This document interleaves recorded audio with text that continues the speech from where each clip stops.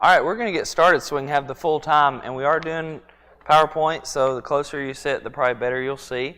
The prayer list is like a page long tonight, so what I'm going to do is take the liberty of assuming that you know most of the common prayer requests. Like we always pray for Hattie and for Calvin and for Zach Wilson and James and Edith Jones, so I'm going to share with you some updates on a few prayer requests tonight. Charles Bradley has found out that he's going to have cardiac bypass surgery on Wednesday the 25th, and so we want to be praying for that. Carolyn Coomer is on her way to Texas for her niece's funeral and requests prayers for her nephew Wesley Jones, who's grieving the loss of his sister. Kim Fussel's been having a difficult time with COVID. Is there an update there? Still resting at home. Okay, she's just still resting. Faye Gamble is scheduled to have hip replacement surgery on May 23rd. Cheryl Day's mother, Betsy, who has pretty serious dementia, also has shingles, and so just request prayers for her.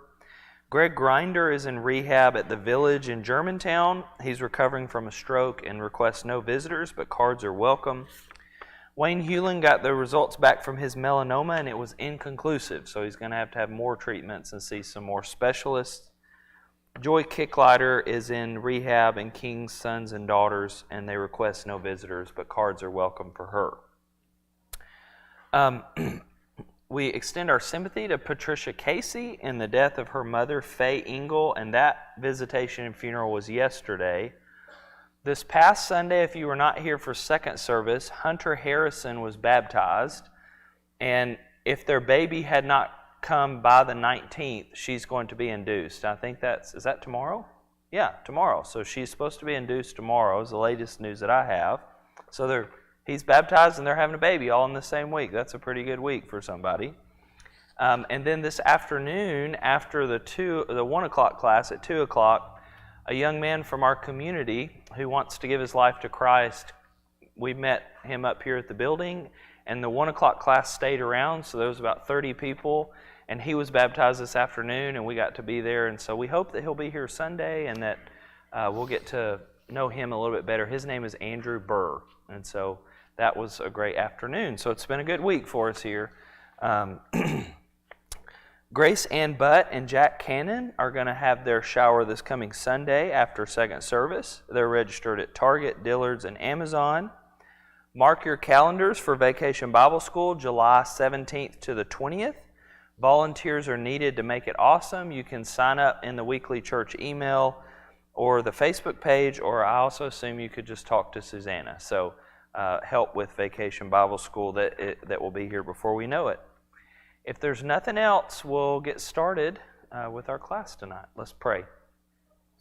Father, we come to you tonight, and we are so thankful for the opportunity to be together.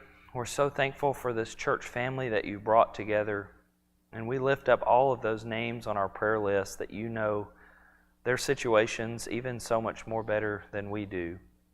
We lift up those who are sick. We lift up those who are dealing with cancers, those who are facing upcoming surgeries. We pray for our sister Patricia, and we just mourn with her in the loss of her mother.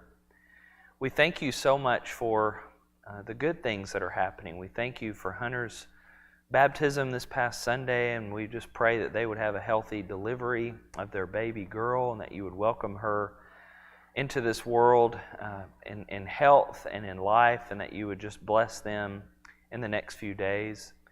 We thank you so much for this young man, Andrew, who gave his life to Christ this afternoon, and we just pray as a church family that we try to plug him in and wrap our arms around him.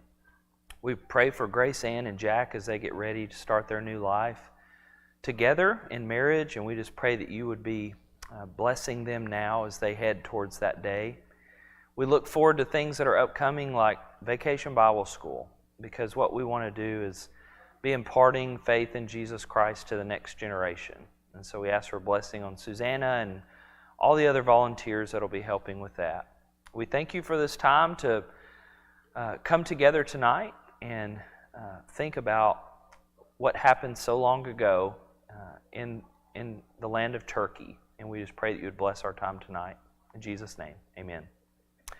All right, what I said to the 1 o'clock class was, I'm not intimidated to teach this class at all in the 1 o'clock class, because quite honestly, they wouldn't know if I made up all the buildings that we're going to see tonight or not. So I could say whatever I want and they'd be okay with it. The problem with the 6:30 class is that Everett Hufford is here. He just walked in. I thought I might get away with him not coming tonight, but here he is. And he's led tours to Turkey 10 times. And so, Everett, if you need to correct something that I say, you feel free to do that tonight. So I do feel a little intimidated because archaeology is not my forte. It's not my specialty. I've been here for 8 days, and so I was only at this site for like 3 hours. So I'm going to do my best tonight to take us on a tour. Oh, wow. This was the class last week, so we've started the PowerPoint from the very beginning. So sorry about this. Do you remember all this last week? Way to go, Riley. All right, sorry. Yes, Turkey. Good. Way to go, Maggie. A+ student right here. All right, tonight we're going to go to Ephesus. And I was asked at the 1 o'clock class if Paul would have seen this sign. And yes, he would have. This was there 2,000 years ago. It is, yeah. So we're going to tour Ephesus.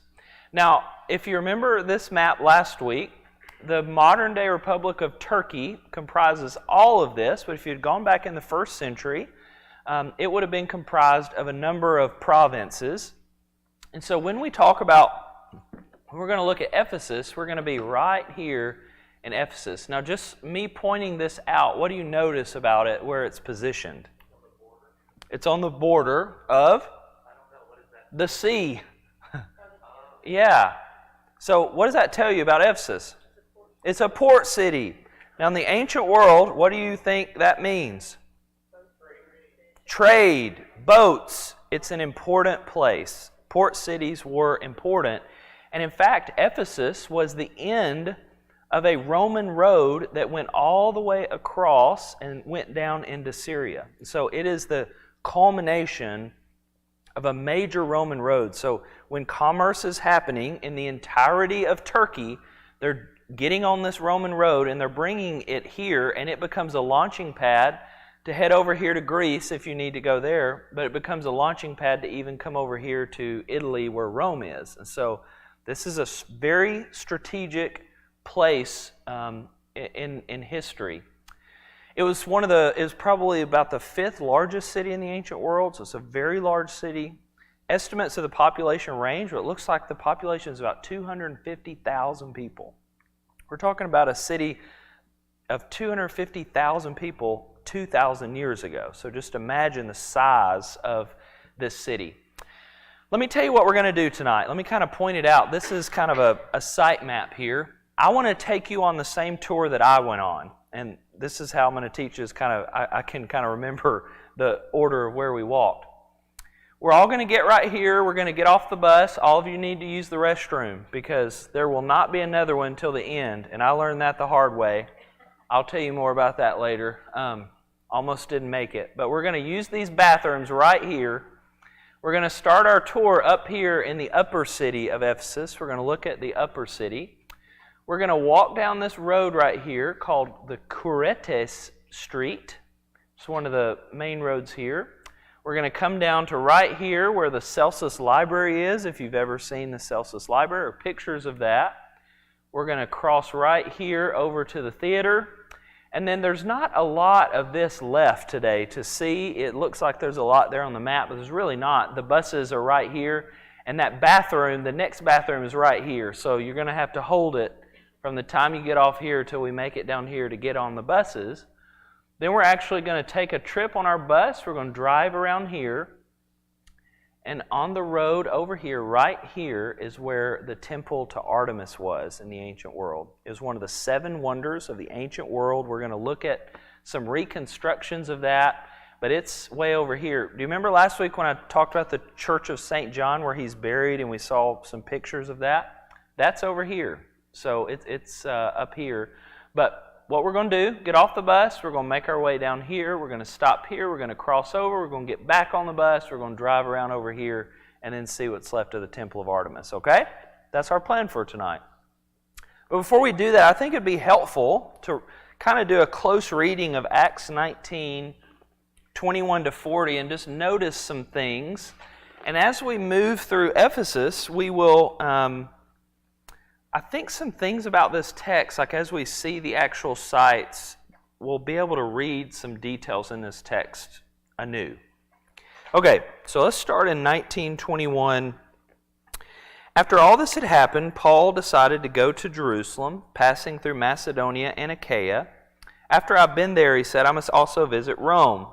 He sent 2 of his helpers, Timothy and Erastus, to Macedonia, while he stayed in the province of Asia a little bit longer. Remember, what province is Ephesus in? Asia. So Ephesus is in Asia. About that time, there arose a great disturbance about the way. What's the way? Christianity, right? A great disturbance about the way. A silversmith named Demetrius, who made silver shrines of Artemis, brought in a lot of business for the craftsmen there. He called them together along with the workers in related trades and said, You know, my friends, that we receive a good income from this business, and you see and hear how this fellow Paul has convinced and led astray large numbers of people here in Ephesus and in practically the whole province of Asia. Now, let me stop here and ask you, based on what we saw last week, in the province of Asia specifically, could you name some other cities that Paul was, that we know there are Christians at, that he's likely helping draw people away from idolatry towards worship of Jesus? What might some of those other cities be?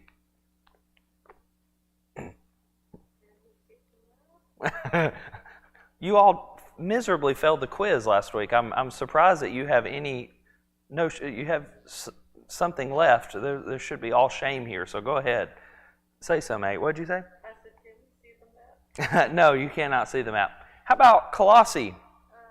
Right? How about Hierapolis? How about the 7 churches of Asia Minor that Revelation are written to, that likely Paul's in there too? And so a lot of those churches, it's not just here in Ephesus, but Ephesus, remember, is his kind of launching pad city to minister to all the cities around there. He says that the gods made by human hands are no gods at all. There's danger not only that our trade will lose its good name, but also that the temple of the great goddess Artemis will be discredited, and the goddess herself, who's worshipped throughout the province of Asia and the world, will be robbed of her divine majesty. So in this story, we've got a silversmith. I didn't put them up here, but we actually have some inscriptions that have been found in Ephesus from the trade guild of silversmiths. Now, they come a little bit after the 1st century, but in the ancient world, just like today, we have trade unions. When you shared a trade, you all kind of had to help each other and watch out for each other, and so they had what was called guilds. They had trade guilds, and so the silversmiths have a trade guild, and they're worried about their business because Paul's being successful. When they heard this, they were furious and began shouting, "Great is Artemis of the Ephesians!" Soon the whole city was in an uproar, and the people seized Gaius and Aristarchus. Notice right here, the whole city is in an uproar. We'll talk about that in a second. They seized them, Paul's traveling companions from Macedonia, and all of them rushed into the theater together. Paul wanted to appear before the crowd, but the disciples would not let him. Now here's what I want you to remember from this scene. The whole city's in an uproar, and these tradesmiths are leading the uproar, right? And then when they get everybody in an uproar, they grab the traveling companions, and what do they do with them? They take them to the theater. Do you see how it quickly escalates from the trade guild getting the whole city and then rushing into the theater? Can you just remember that really close transition in the text? As we move along, I think it'll be helpful. Even some of the officials of the province, friends of Paul, sent a message to him begging him not to venture into the theater. Let me just mention here, this is super interesting that some of the leaders of a city like Ephesus of 250,000 people, a capital city in the Roman Empire, Paul's got some friends in high places. Notice that. That's just interesting here. The assembly was in confusion. Some were shouting one thing, some another. Most of the people didn't even know why they were there. That's how mobs work, right? The Jews in the crowd pushed Alexander to the front, and they shouted instructions to him. He motioned for silence in order to make a defense before the people. But when they realized he was a Jew, they all shouted in unison for 2 hours, "Great is Artemis of the Ephesians." Now notice this in verse 35. The city clerk. That's an interesting thing here. In our world today, I would guess if I ask you, who's our city clerk, we'd be like, we don't know, because city clerks aren't important. It's an important position in Ephesus. It's an important position to hold. So remember this city clerk. He quiets the crowd and says, "Fellow Ephesians, doesn't all the world know that the city of Ephesus is the guardian of the temple of the great Artemis and of her image, which fell from heaven?" There's some debate about this. Maybe at some point a meteor or something fell and that kind of turned into whatever. But Ephesus, on their money and their inscriptions, the thing that they called themselves is this word called neokoros. We are the temple warden. We are the people that Artemis chose our city to guard her temple. And they were so proud of this. It's all over. And so when it says here, guardian of the temple of the great Artemis, it's everywhere. We'll talk about Artemis a little bit later. Therefore, since these facts are undeniable, you ought to calm down and don't do anything rash. You brought these men here, though they've neither robbed temples nor blasphemed our goddess. If then Demetrius and his fellow craftsmen have a grievance against anybody, the courts are open, and there are proconsuls, they can press their charges. If there's anything further you want to bring up, it must be settled in a legal assembly. As it is, we're in danger of being charged with rioting because of what happened today. In that case, we would not be able to account for this commotion since there's no reason for it. And after he said this, he dismissed the assembly. One thing I want you to remember here too as we move through, the city clerk shows up in verse 35. So if you're following the story, there's been a lot happening. The whole city's gotten in an uproar. They've dragged him into the theater. They're already yelling. They're already doing all this stuff. They're already doing all this hoopla. And it's not until verse 35 that the city clerk comes in, right? You with me on some of those details? Now, as we go through Ephesus, I think that when you step foot, these are the kinds of things that I think when you step foot in Ephesus and you're walking through, some of those things we just saw, you're going to be able to see kind of in a new light. So we are going to begin up here in the upper city of Ephesus. This is a reconstruction of what Ephesus would have looked like in the first century. 250,000 people. Isn't this incredible as an ancient city? I want to say a couple of things about this. We are getting off the bus right here, and we're going to look at this upper city, and then we're going to walk down this road, and here's the Celsus Library, and then we're going to cross over and see the theater, and then we're going to get on the bus right here. Now, the reason I'm pointing this out is because what we're going to see in one of the best preserved sites in the world, and certainly the best preserved sites in Turkey, we're only looking at 20% of what has been excavated. Only 20% of Turkey has been excavated. So it's like, who knows if we started digging over there or there what we would actually find, because what we're going to see, which is a lot, is only 20% of what this ancient city would have looked like. So we're going to be up here for a second and look at a couple things up here, and then we're going to make our way down right now. Okay, so do you notice it's a square, right?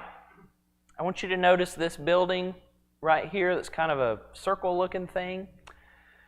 This is that square. So we've gotten off the bus and we're walking right here. This is the upper, what's called agora, or the upper kind of marketplace. Now, later on, we're going to go down the hill and we're going to come to another agora, which is where everybody, the regular people are. That's down the hill is going to be Kroger. Up here at the top is not Kroger. This is the state agora where a lot of official business is happening up here on the top. If we go back, right here is a temple to the Emperor Julius Caesar, and also to the Goddess Roma. And then later on, I'm going to show you this. This is the temple to Domitian that's up here on the top of this. But when you look right here, here's the square. Here's where that temple to Julius Caesar and to the goddess Roma would have been. And here is that round building. It's what's called a boulaterion, which is a fancy word for a meeting place. So up here in kind of the state area where you have the officials, this is where they would come and they would kind of have their council meetings inside of what looks like a theater. And this small one seats 1,500 people. So you can just imagine what that would have looked like. In just a moment, we're going to walk down this street, and I'm going to point out some things about some of these buildings right here next to that. So here's that square. Here is the temple to Julius Caesar and to the goddess Roma. Here's that building. Here's the boulaterion, but you see it's covered here, and of course over time that has been lost. And we're going to look at some buildings right here because do you know what these buildings are? This is likely the city clerk's office. And we know that because there are inscriptions here that this is where the Prytanis, it's a Prytaneon, and this is where kind of probably the city clerk lives in one of these houses, and they keep official documents and kind of do some official business in this building. If we're looking out at that big square, this is what it looks like from the ground. This would have been a pretty big area up here in the upper section. Now what you see over here is once we cross over right here, we're going to be going down. The ground's actually going to slope down, and we're going to be heading down. But right now we're in this upper city. Here's a picture of that boulaterion, that meeting place, 1,500 people. It was rather large. And I imagine they also were able to hold some other kind of small concerts and other types of things in here. All right, so now we're moving kind of next to the boulaterion. And here is our town clerk. His office is likely in the Prytaneon in this state agora. Now, and this is why. Here is kind of a reconstructed, and if we could zoom in, there's some inscriptions there where it even names some of the people that served in these official kind of capacities right here. But this is where that building would have been right here. Now, here is one of the points I want to make from this. I'm going to go back up to my map, I'm sorry. Remember our city clerk? Remember there's a riot going on and it spills over into the theater? Where's the theater? It's way down here. Where's the city clerk's office? Way up here. Do you notice why maybe the city clerk doesn't come in till later in the story? He's unaware up here at the top in the upper city. He's unaware of what's going on down the lower city, and so somebody comes and informs him, and he's got to make his way all the way down there. These are the little details that you get. It's like, why does the city clerk show up not until verse 35? It's because he's working at his desk in his office. I don't know if he had a desk, but you get my point. That he's up here, and it takes him a minute to kind of hear about what's going on and to make it down there to all of the commotion happening down there in the theater. So here's... I'm really bad at distances. I don't know. It's a good little ways. Yeah. By the time I got from here to where the theater is, I really had to go to the bathroom. So that's how we'll judge the amount of space. So that's the best I can do there. This is another building up here in the upper section. This is a sacred precinct, kind of a temple to the goddess Roma. And in the founding myth of the Roman Empire, Roma is a really important goddess for them. I mean, Rome, right? You see the resemblance in the name. And the reason this is significant is because in the ancient world, everybody knew Roma as the goddess of the city set on 7 hills. Have you ever heard that? Rome is the city on 7 hills. They even put this on their coins. So here is Roma, the goddess, and she's seated on 1, 2, 3, 4, 5, 6, 7 hills. And so she is the kind of founding goddess of the Roman Empire. And so in these major cities like Ephesus, you're going to see Roma's presence. Not only does she have her own sacred precinct, but remember, she's in that temple with Julius Caesar too. So she's just kind of everywhere. Revelation is absolutely dealing with this image. In chapter 17 and 18, it talks about the prostitute or the whore of Babylon. Have you ever read Revelation and seen that? Revelation 17 tells you who she is. This calls for a mind that has wisdom. The 7 heads of the beast are 7 mountains on which the woman is seated. Anybody in the first century walking around any one of these sites who knows the founding myths and the Goddess Roma, and they're seeing the temple all the time, and they are using this money, they know who Roma is, and Revelation says she is not a divine goddess, she's actually this evil, bloodthirsty prostitute. And so Revelation is absolutely going at the Goddess Roma, and I just want you to see in Ephesus, remember, one of the 7 churches that Revelation is addressed to, Roma is everywhere, and so this is why Revelation would feel the need to address that.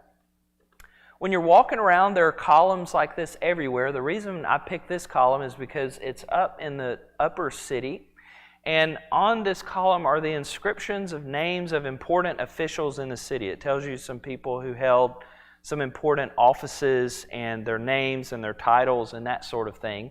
Notice it's inscribed on a column. Everywhere you walk, there are columns like this with inscriptions on those columns. Now, these are the little details that I think bring the text alive. So, for example, in Revelation 3:12, if you conquer, I will make you a pillar or a column in the temple of my God, and you will never go out of it, and I will write on you the name of my God and the name of the city of my God. What's the image here? For most Christians, they're never going to have their names written on a column like that.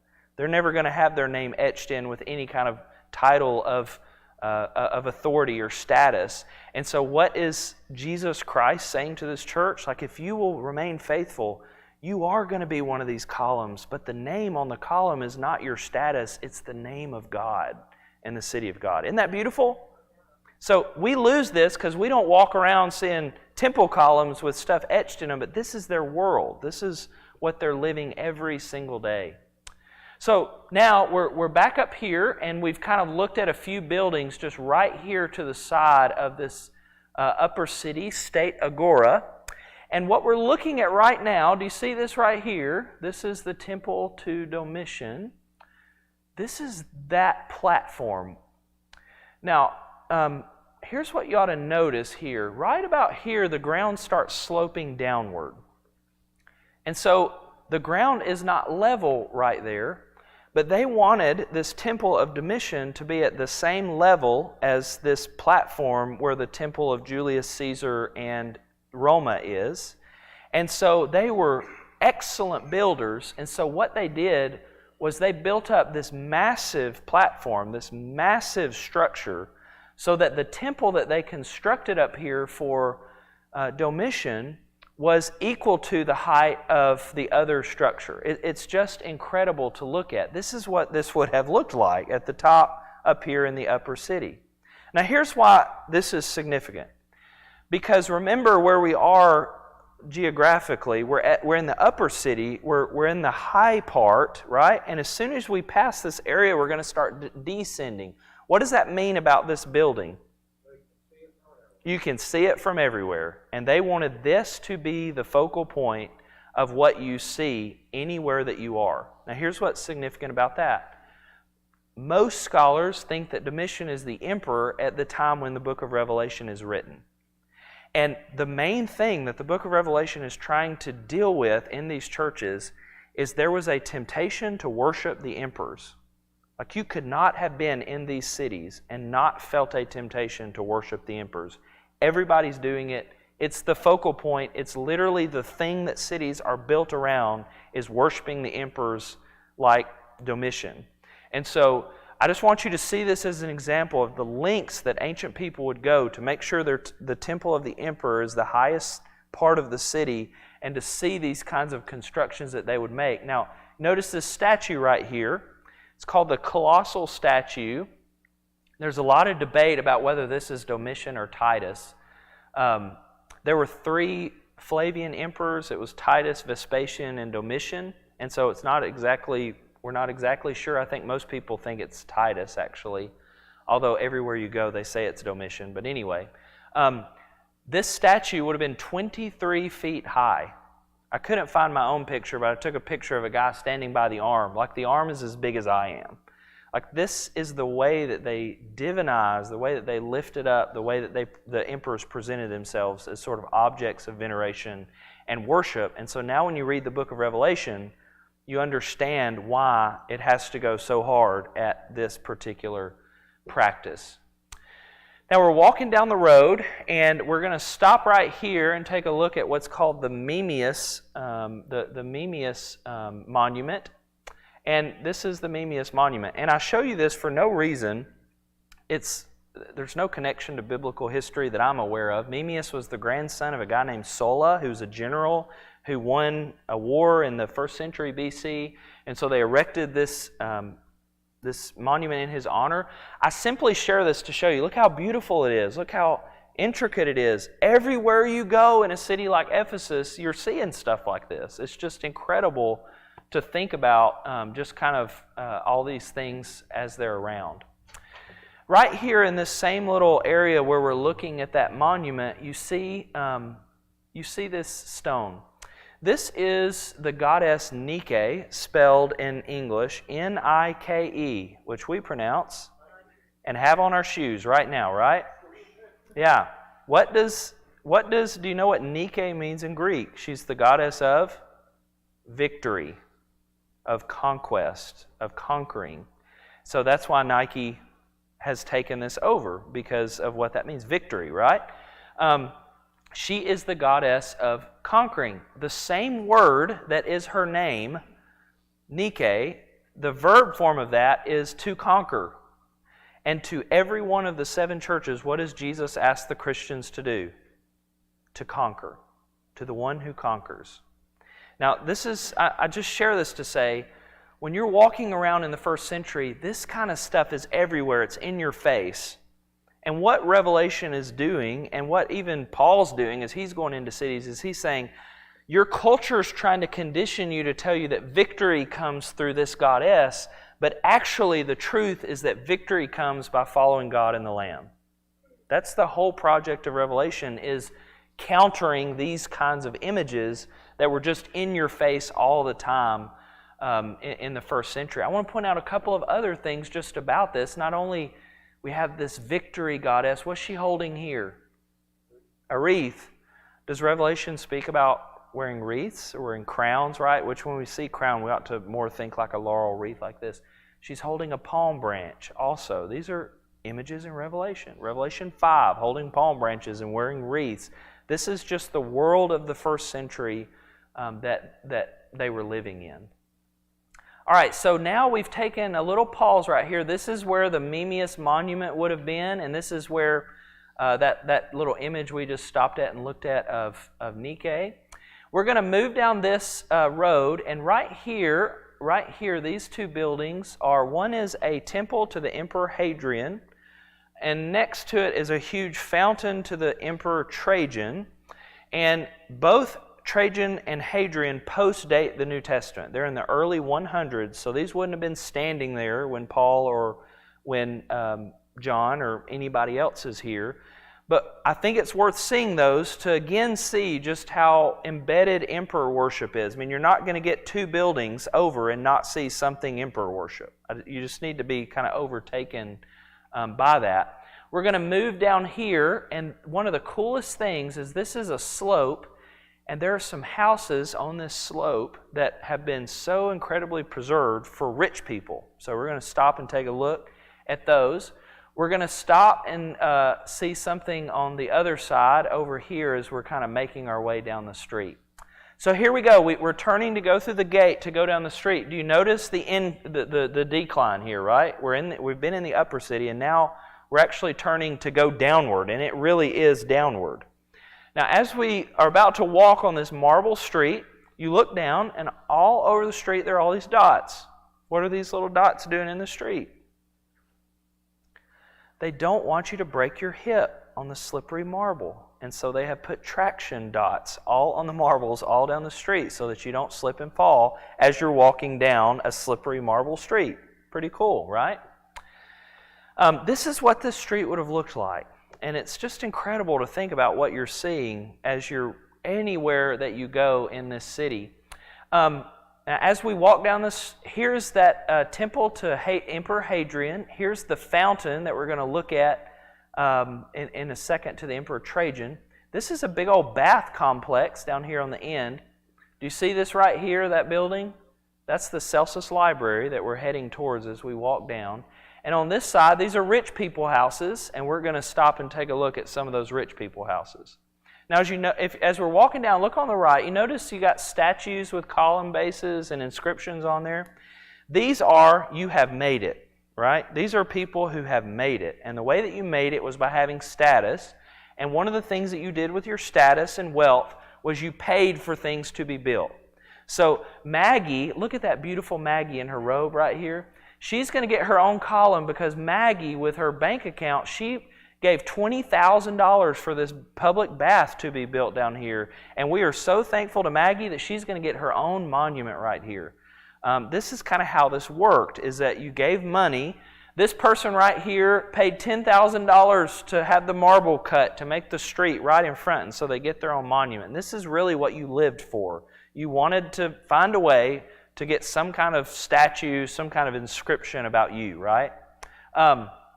I made up those numbers, by the way. I don't know the conversion, and Maggie would not build us all a bath. I can guarantee you that. So, yeah, exactly. But I want to point those out because as we walk down the street, some of those are still standing.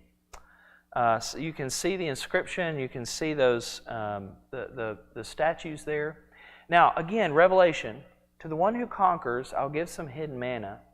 And I'll give a white stone, and on the white stone is written a new name that no one knows except the one who receives it. Most Christians are not ever going to have their name inscribed on one of these white marble stones. But the reward for those who conquer is that your name will be inscribed on a white stone. Isn't that beautiful? Like we miss this stuff because these are the little things that just make the text really come alive. All right, as you're walking down, they played all kinds of games, and so anywhere you go in the city, etched somewhere on the marble nearby you is going to be a game board that's been carved into the ground. And so anywhere you go, you can find some games that are played. And obviously, I don't know how these games are played, but they would have been played. Here's a little pipe. This is our Meltem was her name. She's a Turkish tour guide. She was excellent. She guided us. She's sitting down pointing out one of these game boards that are kind of carved into the marble. You notice her clothing. We did not pack appropriately because Turkey had like the coldest cold snap they've had in 20 years. It snowed for the first time at the Istanbul airport in 20 years, and so I was not prepared for this. It was 30 the day we were walking around this site. So I didn't have all the right gear, but we had masks, to fly and travel and all this. So I had put masks like all over my face, and I was just doing whatever I could to stay warm. It was pretty brutal, and you can tell by her clothing how cold it was that day. Here is a carving in the paved stone, and I'm told that this is it's an advertisement and a directional marker for the brothel. That you see this, I've seen this in other ancient cities. Anywhere that you go, this is kind of an ancient commercial board telling you how to get to a brothel. And so it's pointing in the direction that you need to go. Here is a woman, a beautiful woman that's kind of faded, but she's got a big hairpiece, and head this way to get to the brothel. And when you see things like this, it makes it come alive when Christians in the 7 churches of Asia Minor are being tempted to engage in sexual immorality. It was absolutely a part of their world. In Ephesians, again, warnings against sexual immorality. This is present in their world, and so you see evidence of that there. All right, so now we're looking at an inscription. There are just inscriptions just kind of everywhere that you go. And as on this inscription, what do you notice right here? Looks like it's scratched out, right? This is a practice called damnatio memoriae, damnation of your memory. You can be erased, and people were erased. Here is a damnatio memoriae. Do you see it right here, and right here, and right here? Do you see that? This is damnatio memoriae. Now, when you don't have a pencil and an eraser, it's a little bit more complicated to do. You actually have to chisel the name out, right? Now, I just want to point out a couple of things about this this inscription. This is a damnatio memoriae for Domitian.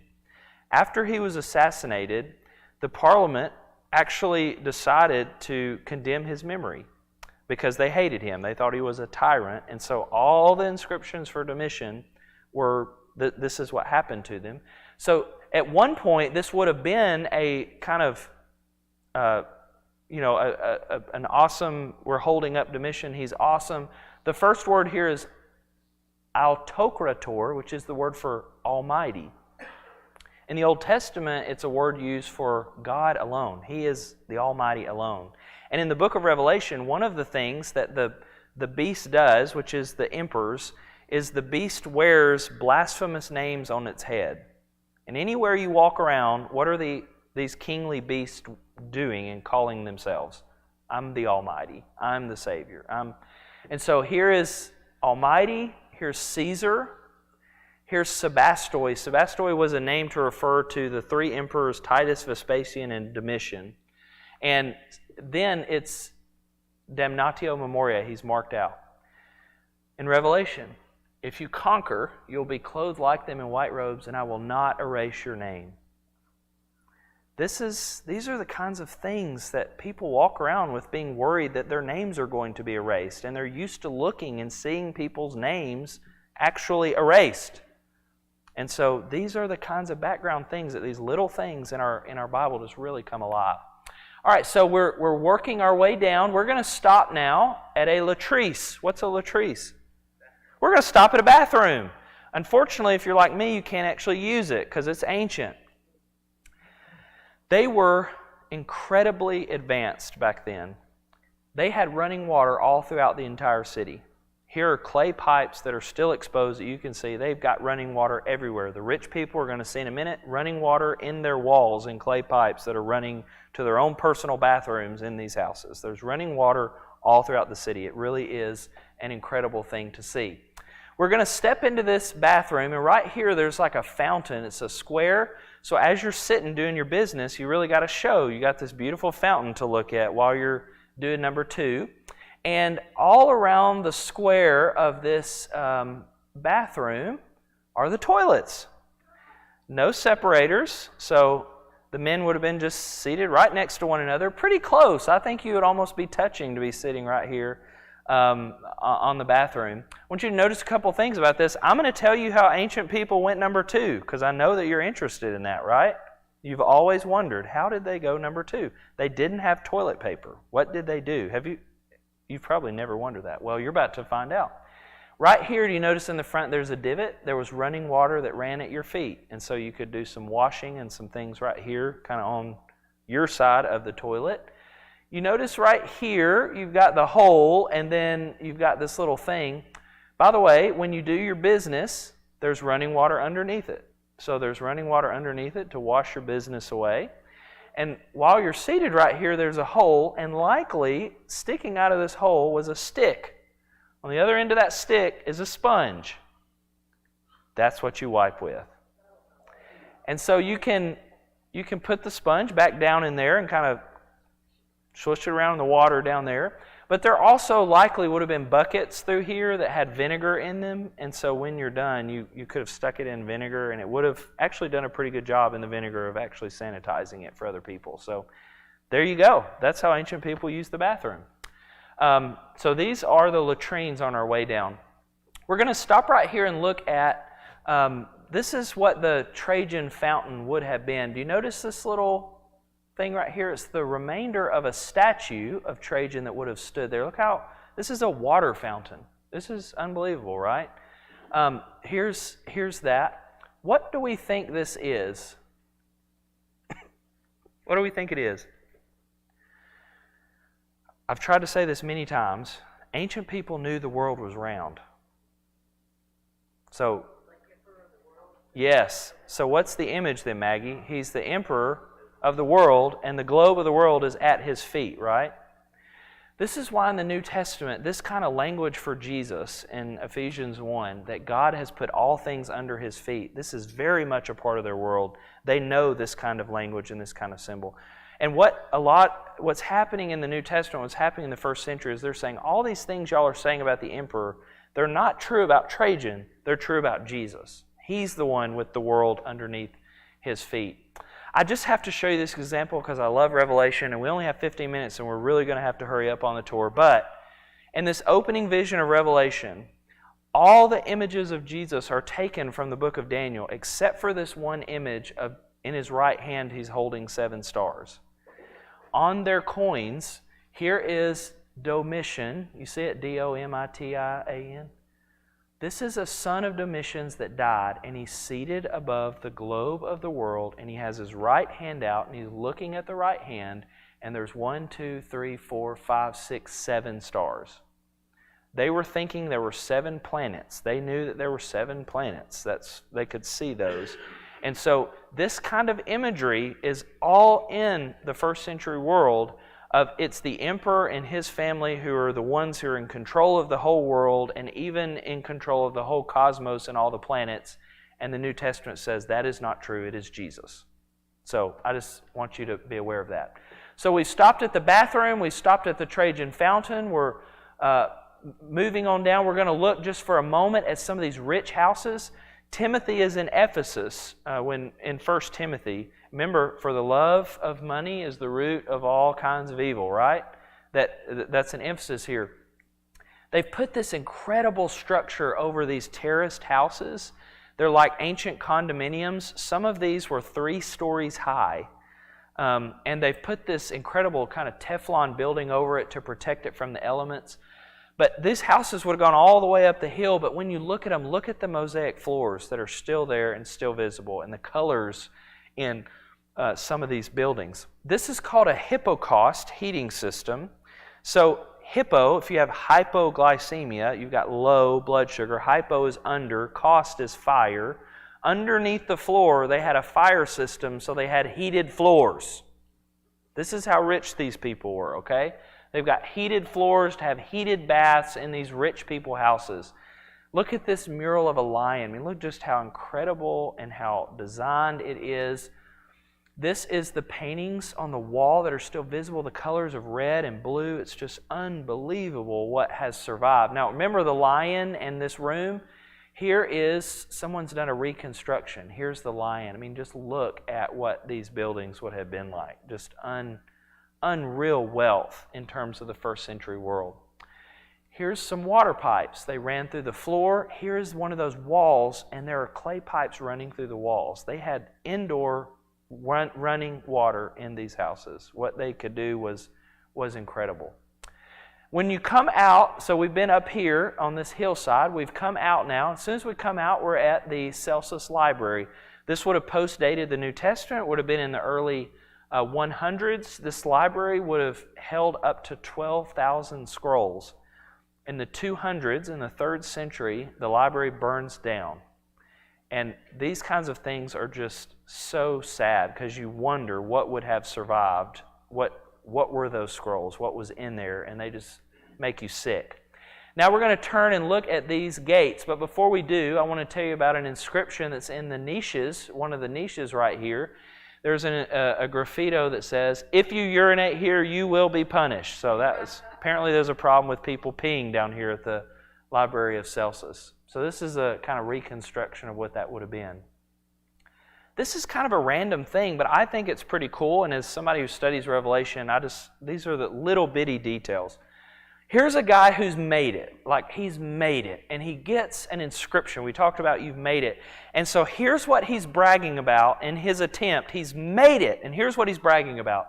"When I was in office, the best bread cost 4 obols for 14 ounces, while normal bread cost 2 obols for 10 ounces. Satisfaction and sanctification."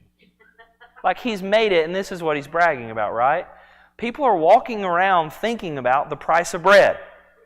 In Revelation, there's a worry when judgment comes about the price of bread. Like, these are just the little things where it's like every single detail kind of can come alive in a new way. We know that there was a synagogue in Ephesus. It has not been uncovered. Only 20% of Ephesus has been excavated, but we know from the book of Acts, we know from Josephus, from other people, that there was a synagogue there. But here's what we did find down there near the Celsus Library. What is it? Menorah. There's actually 3 of these at different places in Ephesus, so we know there was a Jewish community there. We just haven't found the synagogue yet. All right, so we have come to right here at the Celsus Library, and we're going to turn and go out into ancient Kroger. This is the marketplace. This is where everything happens. But we've got to pass through these gates. We got to pass through the gates of Mazaeus and Mithridates. These were imperial freedmen. They were slaves of the emperor. And I've talked about slaves here before. And one of the ways that you could actually advance in society is to be a slave, particularly of the emperor. Because what happens is when you're a slave, the emperor doesn't want to do any of his own business or read his own stuff. And so these slaves get really educated to do business and read and do all these things. And many slaves are manumitted by the time that they get to the age of 30. And so when these people are turned loose into society, they end up being the most capable and the most educated people of everybody. And so look at this massive arch. You know, Maggie's lucky to just get a column, right? But look at what these guys get. A huge arch. Do you see this? Mazaeus, right there. There's his name. Slavery, in some cases, was actually a way for people to climb the social ladder and get to a point where they could be on an arch like this. But now we're going through these arches, and this is the massive commercial agora down here. And as we look in it, there would have been shops all around this massive thing. This is where the silversmiths would have been. This is where, by the way, Paul is making tents in the morning and lecturing in the afternoon at the hall that he's rented out to be able to lecture in. This is where all the business for all the people is taking place in. Now, let me go to our map here. All right, so we're right here, and the silversmiths stir up the whole town. Where would the whole town be in a city like Ephesus? In the major market where everybody is. And now notice, when a big thing gets stirred up in here, where do they quickly transition to? It's right across the street. Do you see it? It's right across the street. These are the kinds of details that the archaeology in walking the site kind of bring out. So here is that main agora here, and now they're rushing into the theater. They're going right across the street. Guys, look at this theater. It is unbelievable. 25,000 people without a microphone system. Can you imagine how these things are constructed? And if you can imagine with your mind, it's not completed. You know, the top goes all the way to where this would have gone up. These sections come out all the way, so it's even not fully complete. But to be in there is just an incredible experience to stand in the Ephesus theater.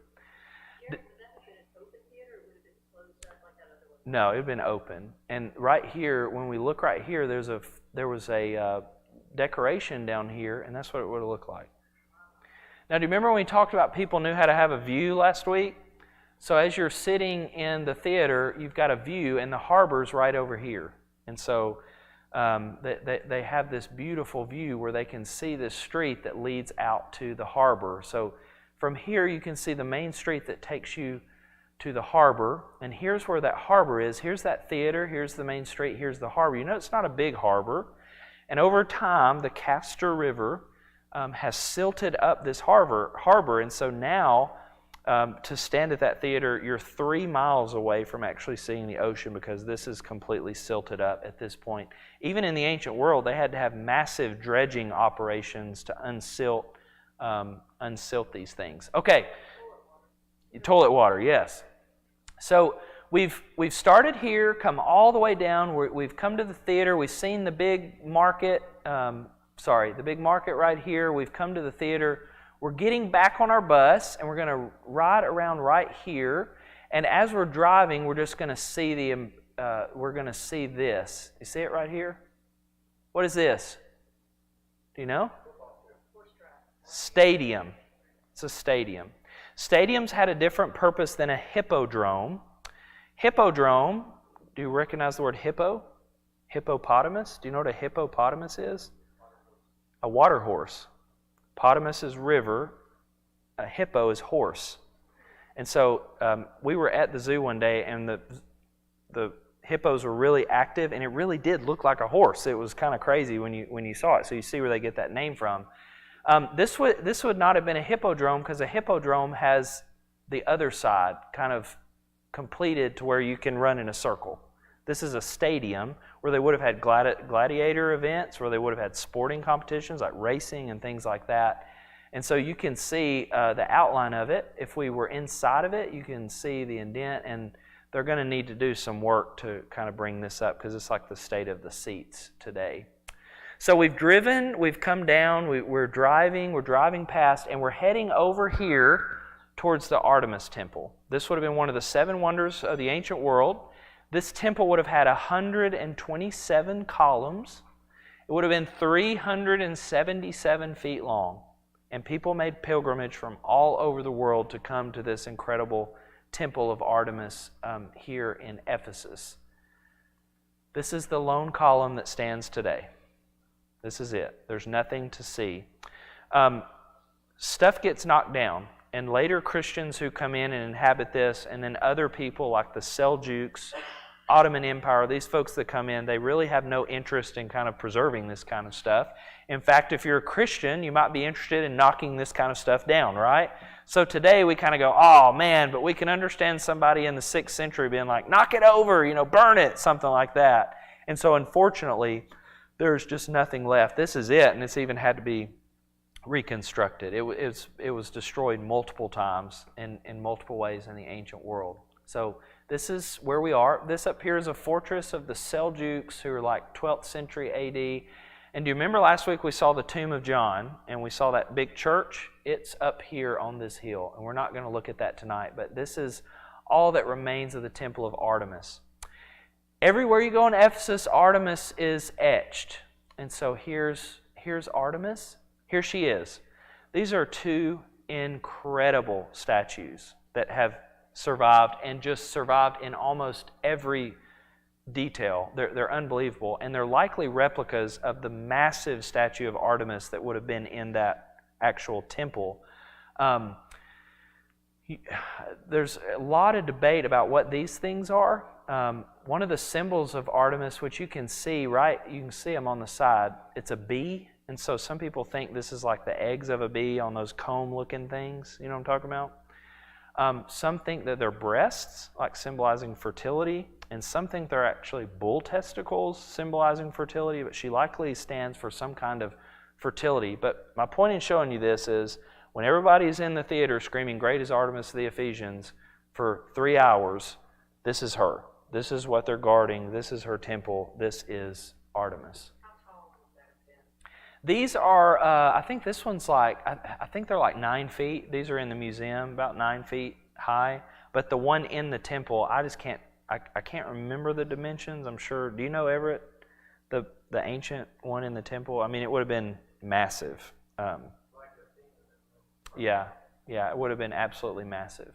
So this is her. I'm going to end with 2 images, so perfect timing here, that after the 1st century, Ephesus becomes a major place where Christians live in the 2nd, 3rd, 4th, 5th, 6th centuries, because you have so many important sites associated here. This is the Apostle Paul. This is where John is. This is where John's tomb is.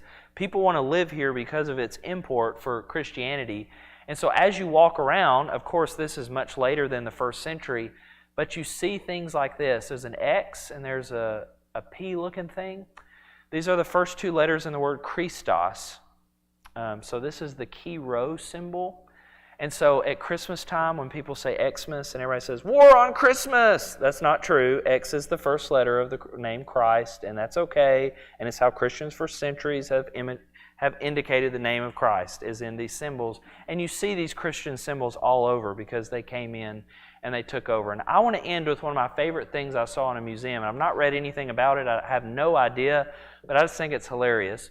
This is the Emperor Augustus, and so he's really important. He's worshipped in Asia Minor. You've got emperor worship, right? And at some point later on, some Christians came in and they gave him a cross tattoo on his forehead.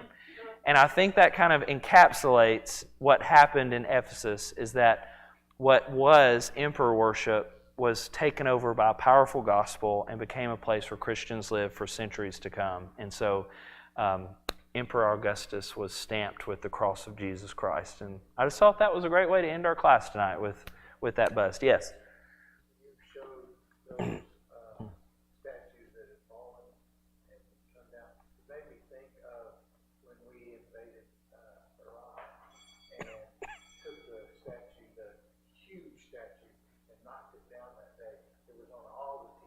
Yeah. Yes. Yes. Now, as we end tonight, I want to do something. So with Everett is Sam. Is that right, Sam? Sam is the president. I just met him Monday night at that Ghana reception here. Sam is the president for Heritage Christian College in Ghana. And they are doing some incredible work. And there are some incredible things happening in Ghana. And it's awesome to see Sam tonight. And so make sure that you greet him and make sure that you show him some Oliver Creek love, because what I heard Monday night blew me away, and I'm so thankful for this good brother and what he's doing. So I'd like to say a prayer as we close. I want to pray for Sam, and I want you to meet Sam, and just thank you for being here tonight. God, we pray that we've been encouraged by this time tonight to think about how people in the ancient world lived, and to use this as an opportunity for your scriptures to come alive even more in our own lives. Tonight, I'm so thankful for Sam and for the work that he and so many are doing over in Africa and particularly in Ghana. And I pray for your blessings over the Heritage Christian College. I pray for the work that Sam does there with Heritage, and I'm just so thankful for him and his ministry and the good work that he does. And we just pray that you would fill him with your Spirit and that you would pour out your blessings on him as he is here right now in the States and all the things that he's doing, and as you will be with him as he goes back to carry these blessings back with him. And so we ask this prayer now in the powerful name of Jesus Christ. Amen. Thank you, guys.